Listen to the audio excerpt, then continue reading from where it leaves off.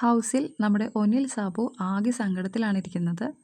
കാരണം വേറൊന്നുമല്ല, കഴിഞ്ഞ ദിവസമൊക്കെ നടന്ന ഒരു പ്രശ്നത്തെ തുടർന്നാണ് ഒനിൽ സാബുവിന് ഇത്ര സങ്കടം.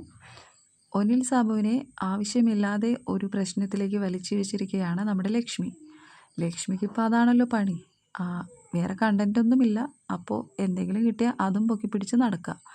ഇവിടെ പക്ഷേ ലക്ഷ്മി പിടിച്ചിരിക്കുന്നത് ചില്ലറ കാര്യമല്ല, നമ്മുടെ മസ്താനിയെ ഒനിയിൽ പിടിച്ചു എന്നുള്ളൊരു കാര്യമാണ്. അത് നമ്മളെല്ലാം വീഡിയോയിൽ കണ്ട് ക്ലാരിഫൈ ചെയ്ത ഒരു കാര്യമാണ്. ഇപ്പോൾ നമ്മുടെ ഒനിൽ സാബു ബിഗ് ബോസിനോട് റിക്വസ്റ്റ് ചെയ്തിരിക്കുകയാണ്, കൺഫെഷൻ റൂമിലേക്ക് ഒന്ന് വിളിക്കുമോ ബിഗ് ബോസ്.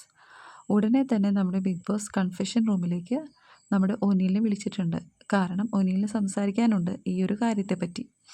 ഒനിൽ പറയുന്നുണ്ട്, ലക്ഷ്മി ആവശ്യമില്ലാതെയാണ് ഇങ്ങനെ ഒരു പ്രശ്നം ഉണ്ടാക്കിയിരിക്കുന്നത്. അതിലെനിക്ക് ഒരു പങ്കുമില്ല. ഞാൻ ജെന്യുവിനായിട്ടാണ് അവിടെ നിൽക്കുന്നത്.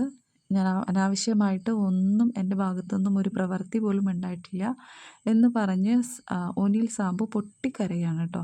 കാരണം ഹൗസ് മേറ്റ്സിന് മുന്നിൽ വെച്ച് ഒനിൽ സാബു കരഞ്ഞിട്ടില്ല, പിടിച്ചു നിൽക്കുമായിരുന്നു. നമുക്ക് പ്രേക്ഷകർക്ക് എല്ലാവർക്കും കണ്ടാൽ തന്നെ വളരെ സങ്കടം തോന്നും. ആ ഒരു രീതിയിൽ പൊട്ടിയാണ് നമ്മുടെ ഒനിൽ സാബു കരയുന്നത്.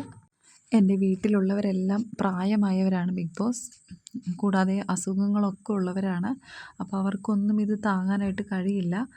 കൂടുതലായിട്ടും ഫാമിലിയായിട്ട് വളരെ അറ്റാച്ച്ഡാണ് നമ്മുടെ ഒനിൽ സാബു.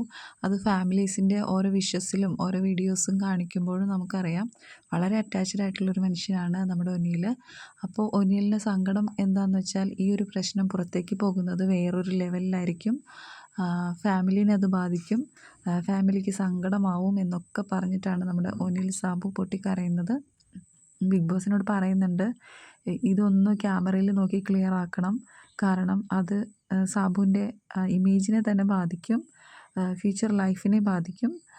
പിന്നെ എന്താ, ഈ ഒരു വയസ്സിൽ ഇതുവരെ താൻ അങ്ങനെ ഒരു പ്രവർത്തികൾക്കൊന്നും മുതിർന്നിട്ടില്ല, ചെയ്തിട്ടുമില്ല, ജെന്യുവിനായിട്ട് തന്നെയാണ് നിൽക്കുന്നത് എന്നെല്ലാം സാബു പറയുന്നുണ്ട്.